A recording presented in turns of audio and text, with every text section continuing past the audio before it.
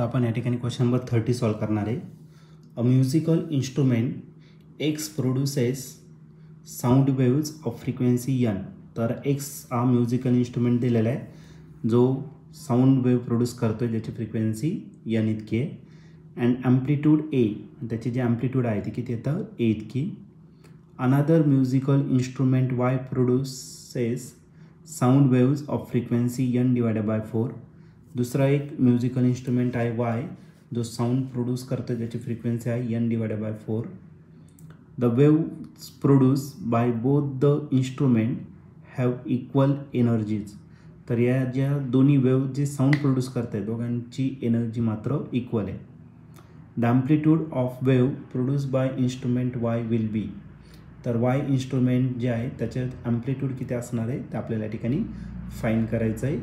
हा क्वेश्चन 2021ला आलेला होता.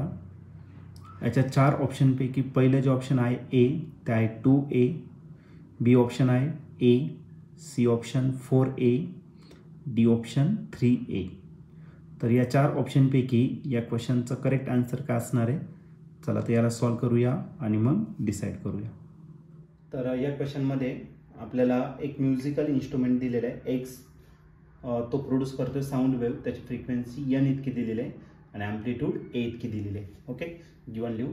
तर एक्स जो इन्स्ट्रुमेंट आहे त्याची जी फ्रिक्वेन्सी आहे त्याला आपण NX घेऊ आणि हा जो NX आहे तो किती तर एन इतका आहे आणि त्याची जी ॲम्प्लिट्यूड आहे AX तो किती दिला आहे तर ए इतका दिलेला आहे. ओके, पहिल्या इन्स्ट्रुमेंटचं एक्स इन्स्ट्रुमेंटचं. दुसरं एक इन्स्ट्रुमेंट दिलेलं आहे वाय, तो पण साऊंड प्रोड्यूस करणार आहे पण त्याची फ्रिक्वेन्सी जी दिली ती किती दिली आहे तर एन डिवायडेड बाय 4 इतकी दिलेली आहे. मग फ्रिक्वेन्सी ऑफ वाय इन्स्ट्रुमेंट तो दिलेला आहे एन डिवायडेड बाय 4 इतका दिलेला आहे.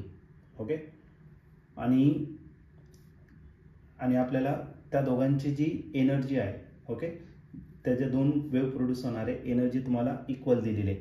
मग आता एनर्जी कोणती असणार टोटल एनर्जी.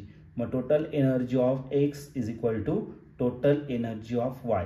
तर हे तुम्हाला गिवन दिलेलं आहे. तर आपल्याला ॲम्प्लिट्यूड फाईंड करायचं आहे कोणाचं तर वाय इन्स्ट्रुमेंटचं. काय करायचं आपल्याला ॲम्प्लिट्यूड या ठिकाणी फाईंड करायचं. AY आपल्याला या ठिकाणी फाईंड करायचं आहे.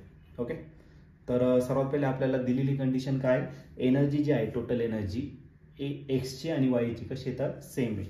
तर ह्याचं रिलेशन आपल्याला या ठिकाणी काय करायचं यूज करायचं. मग आपल्याकडे टोटल एनर्जीचा फॉर्म्युला आहे. आधीचा फॉर्म्युला राईट करून घेऊ आणि तो किती येतं 1/2 KA². के म्हणजे फोर्स कॉन्स्टंट आणि ए म्हणजे काय ॲम्प्लिट्यूड. पण आपल्याला या ठिकाणी के ची व्हॅल्यू माहिती आहे. के ची व्हॅल्यू आपल्याकडे आहे mω² × A². तर ही व्हॅल्यू आपण या ठिकाणी काय करणार तर पुट करणार. मग आता आपल्याकडे दोन्ही टर्म्स आहे. ओके, तर आपल्याला ॲम्प्लिट्यूड दिलेलं आणि दुसरं काय दिलेलं आहे फ्रिक्वेन्सी दिलेलं आहे. मग एक काम करू ओमेगाला आपण रिप्लेस करणार आहे. ओमेगाला रिप्लेस करणार आहे कशाने तर फ्रिक्वेन्सीच्या टर्ममध्ये. मग हा जो टोटल एनर्जीचा फॉर्म्युला आहे तर हा टोटल एनर्जीचा फॉर्म्युला भेटेल 1/2 m. ओमेगाच्या जागी टाकायचं 2πn, त्याचा काय असेल स्क्वेअर आणि इंटू करायला तर तुमचा ॲम्प्लिट्यूडचा स्क्वेअर. मग ही जी टोटल एनर्जी आहे ती भेटेल 1/2 m. 2चा जो स्क्वेअर आहे ते किती भेटेल 4, पायचा स्क्वेअर π², एनचा स्क्वेअर n² झाला इंटू A². आता याच्यात त्यांना बऱ्याचशा टर्म आपल्या कॉन्स्टंट आहे. जसे की 1/2 कॉन्स्टंट आहे, मास दिलेलाच नाही तोही कॉन्स्टंट आहे, 4π² कॉन्स्टंट आहे. म्हणजे दिलेलं आहे ते फक्त फ्रिक्वेन्सी आणि काय ॲम्प्लिट्यूड या दोनच टर्म या ठिकाणी काय करताय चेंज होत आहे. म्हणजे आपली जी टोटल एनर्जी आहे ती डायरेक्टली प्रोपोर्शनल असणार n² आणि दुसरं म्हणजे काय ॲम्प्लिट्यूड स्क्वेअरवरती. मग आपल्याला दोघांची एनर्जी कशी दिलेली आहे सेम दिलेली आहे बरोबर की नाही. But total energy for X instrument and total energy for Y instrument दोन्ही कसे सेम. मग आता NX² आणि AX² is equal to NY² is equal to AY². पण दोघांचं स्क्वेअर आहे, स्क्वेअर रूट घेतलं तर आपल्याला भेटेल NX AX is equal to NY AY. NX ची व्हॅल्यू दिलेली आहे. NX ची व्हॅल्यू किती आहे n. AX ची व्हॅल्यू दिली आहे ती पण किती दिली आहे तर ए इतकी दिलेली आहे. NY ची व्हॅल्यू किती आहे n डिवायडेड बाय 4 इतकी. आणि आपल्याला AY जो आहे त्याची फ्रिक्वेन्सी आपल्याला या ठिकाणी फाईंड करायचं आहे. इथला n आणि इथला n काय आला कॅन्सल. 4 इकडे डिवायडेड इकडे काय करा तर मल्टिप्लाय करा. मग आपल्याला जो AY भेटणार आहे तो किती भेटणार तर 4a इतकं भेटेल. मग आपलं जे अँप्लिट्यूड आहे वाय इन्स्ट्रुमेंटचं ते किती भेटणार तर 4 times amplitude of the first one. Okay.